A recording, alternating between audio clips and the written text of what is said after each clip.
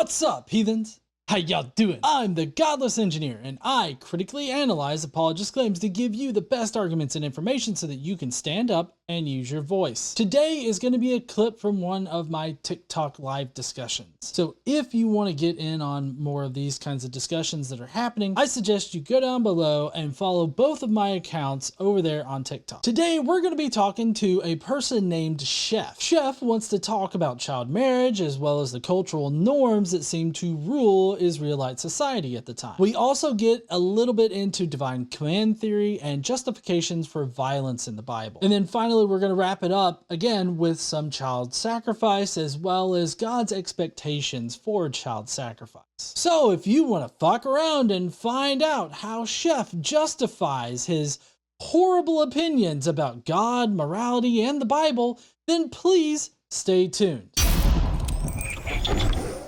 Didn't we have Chef up earlier in your live there, Dalton? We did. Yeah, we got Chef right now. What's up there, Chef? How you doing? Hey, what's up?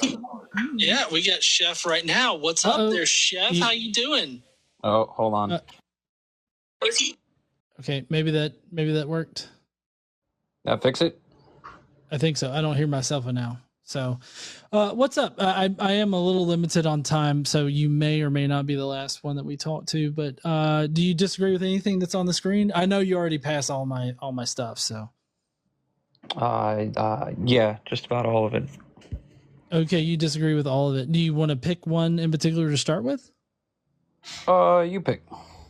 Me. Okay. So how about child marriage? Yeah, it's not a fact. Are you referring to the age of what's her face? Come on, get out of here.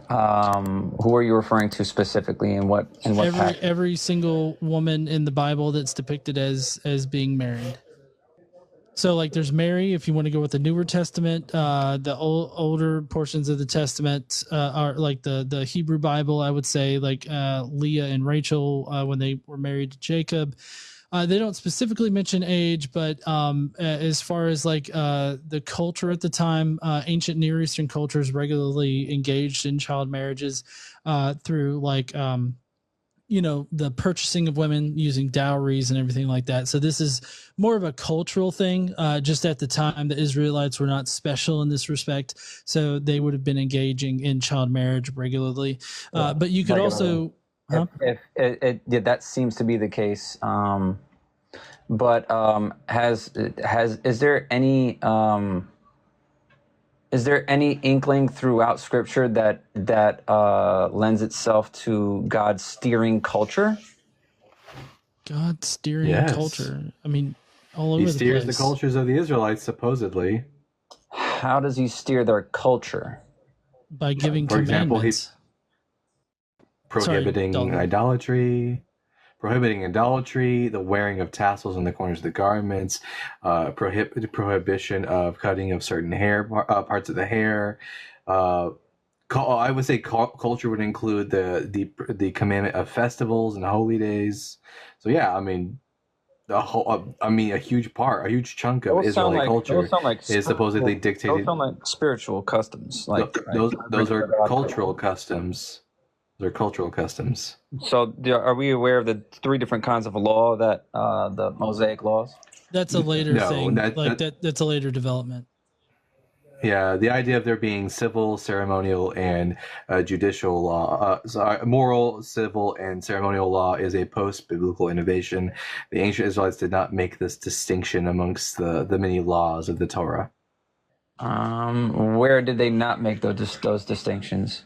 Where does it make those distinctions in the Hebrew Bible? Well, those are three different parts of Leviticus, no?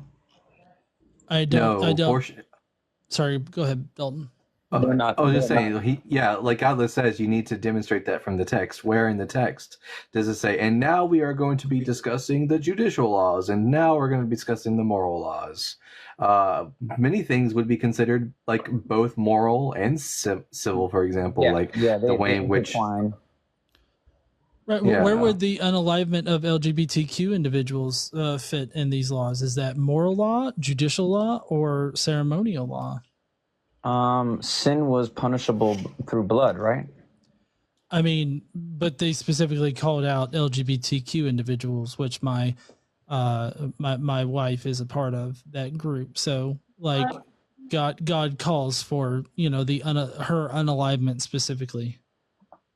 Right, but my initial question: sin is punishable through blood, correct? I mean, not all sin. I mean, the sin of Israel is normally, carried off in the Yom Kippur ritual, which has one sacrifice that is actually sacrificed, and then the other runs off with the sins of Israel on it. Typically, I think that they're goats, but I mean, not all sins are paid by blood.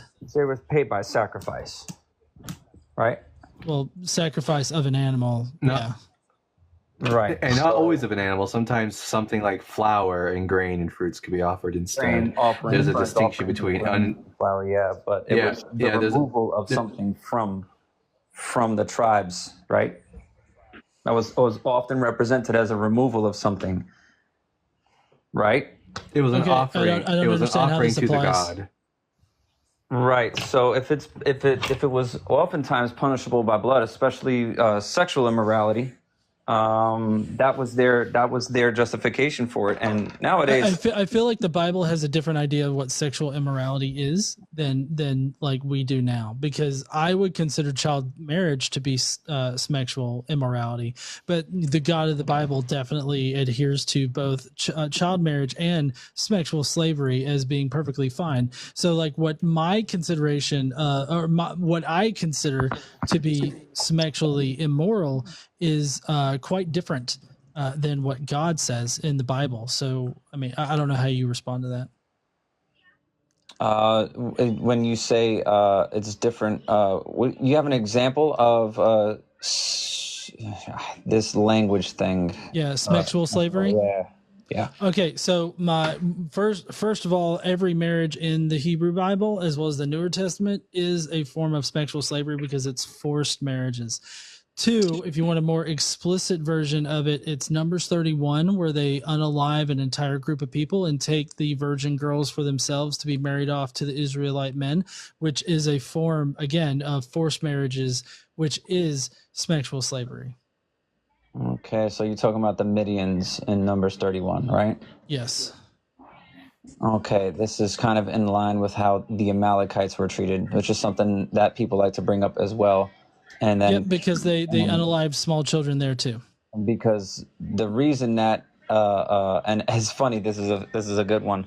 The reason that happened was for about 400 years, the Amalekites were told to stop offering their children on. No, God doesn't care about that.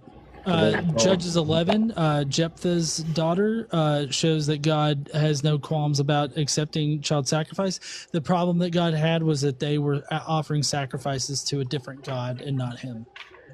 So yeah, Ezekiel 25 specifically dictates that Yahweh commanded it, actually, in some instances.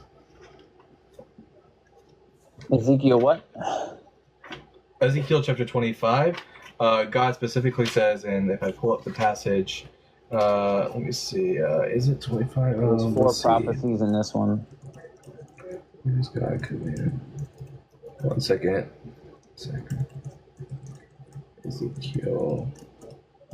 All right. Let's see. Sorry, it's chapter 20. My bad. Chapter 20, verse 25, where it says, and I quote, "Moreover, I gave them statutes that were not good, and ordinances by which they could not live.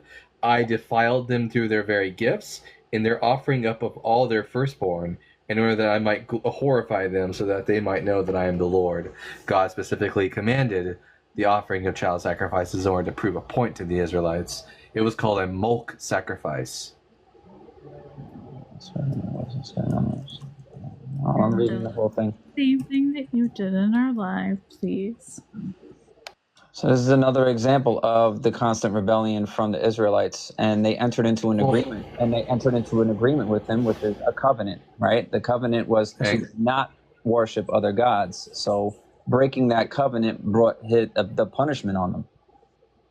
And he commanded them to engage in child sacrifice. And if you want to read more about this, how the ancient Israelites engaged in child sacrifice, I would suggest reading Francesca Stavrakopoulou's book, King Manasseh and Child Sacrifice, Biblical Distortions of Historical Realities.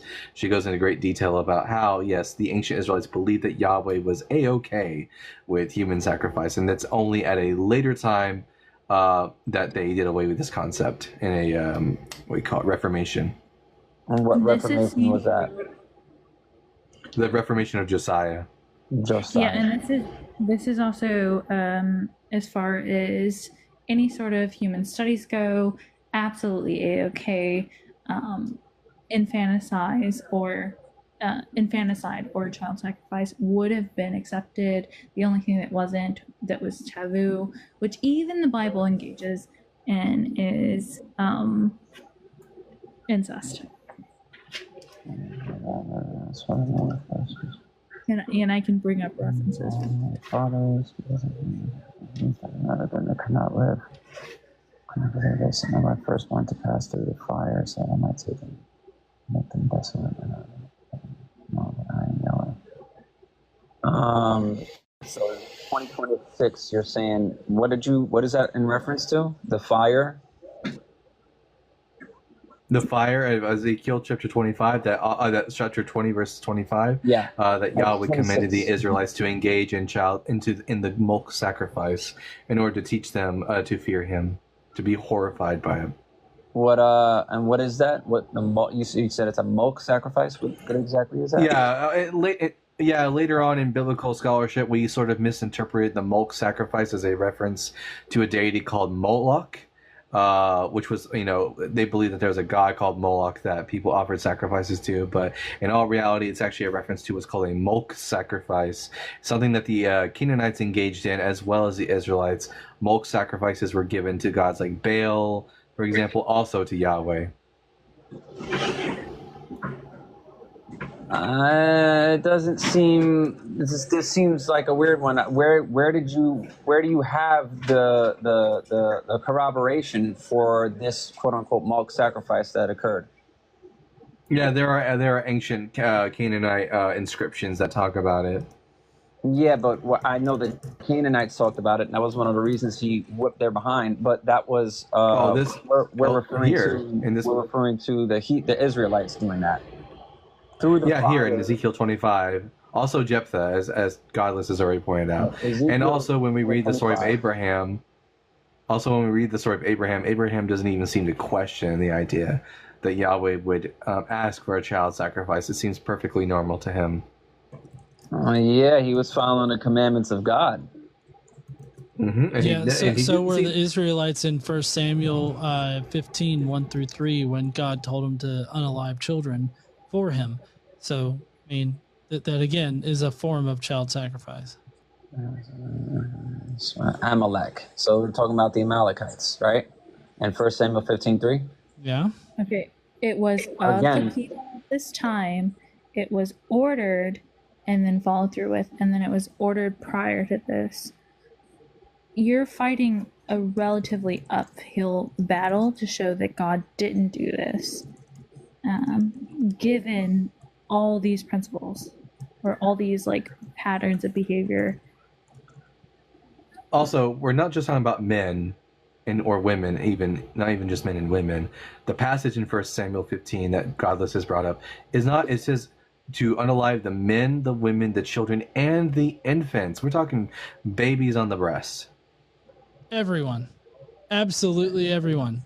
You see a small baby in like a little, Amalekian carriage, fucking unalive that little shit. That's what God is saying. Are you cool with that? Would you worship or follow somebody that told you to unalive an infant? Now, this begs the question, what happens to that infant after the fact? After the fact? Nothing. Who gives a fuck? Oh, Chef. No. I want to ask Chef this. What stops you then from just going to unalive all the infants? You bring them you're the sacrifice. You're basically the Messiah at this point. Why not go do that? would you be willing, as if you were an individual in the Israelite army, would you be willing to go into that city to take the mother with the child at her breast and to take them both to the sword because Yahweh declared it? Is that something you'd be okay with doing? What makes you different than a jihadist at that point? Or you just tomorrow off and a bunch of people being like, I'm doing the ethical thing. At least it's like ethical boundaries. We even have these. We know why we don't do those. According to your God, you don't seem to have one. Yeah, Chef, I don't know why you shouldn't just come over here and unalive me here in North Alabama. Like, would you do that? Like, it seems like it would be better if I was unalived, right? The first commandment is you shall not murder. It's not murder, though, if God commands it. Right. Not only that, but it was specifically to your own people group. Well, it's specific to your own people group. So when God was writing that, he was talking about other Israelites. So like basically, don't unalive your fellow Hebrew is basically what it amounts to. So I mean, me being outside of your people group, which I could extend to Christians, seems like it would be a-okay by God for you to come and unalive an atheist.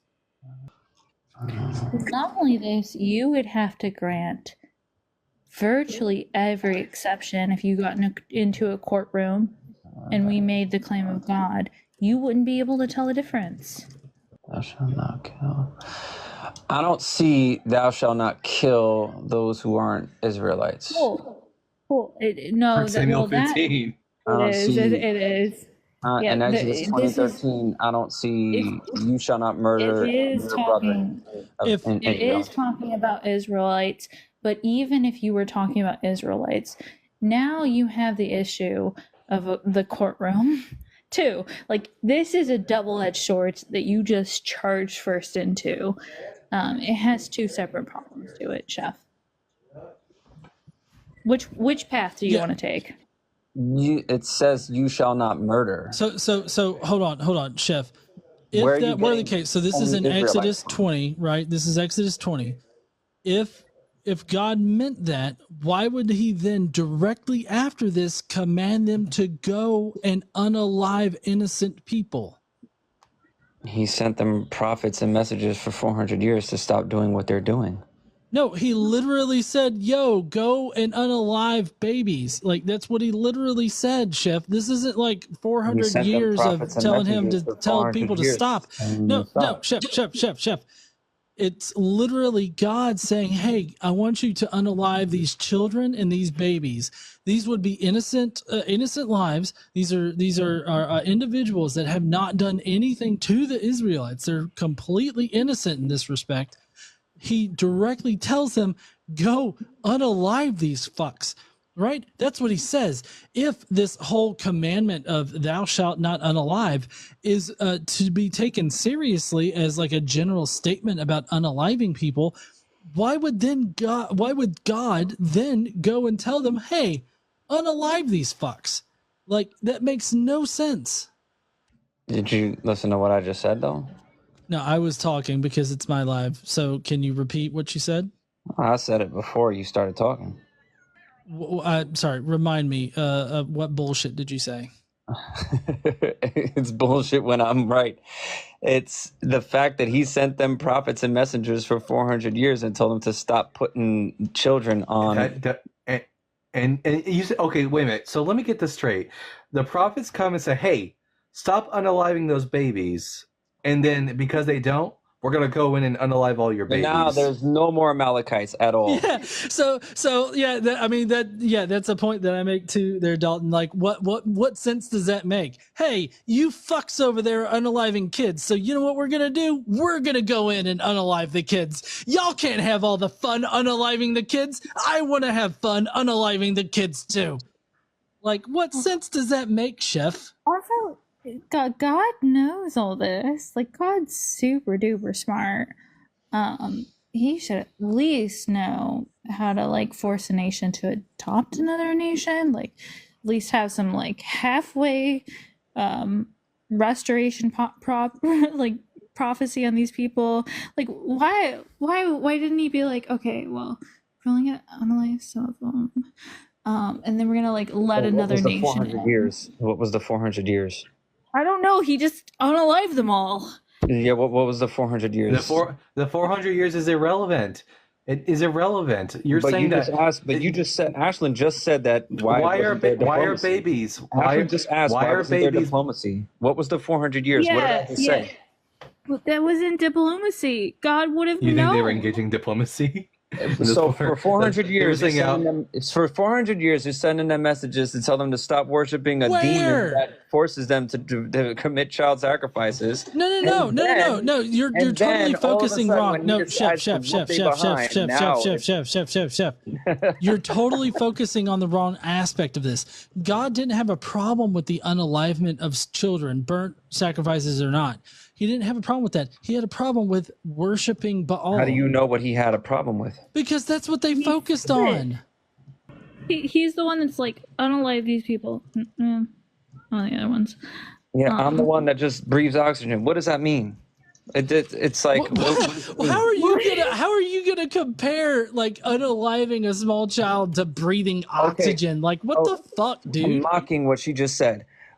What you don't understand is this, right? If I have a malfunctioning mouse, right? If my mouse on my computer is malfunctioning, and I know the reason that it's malfunctioning, and I hate the malfunction, I'm gonna go and cure the malfunction. You're not God. By the way, I just checked.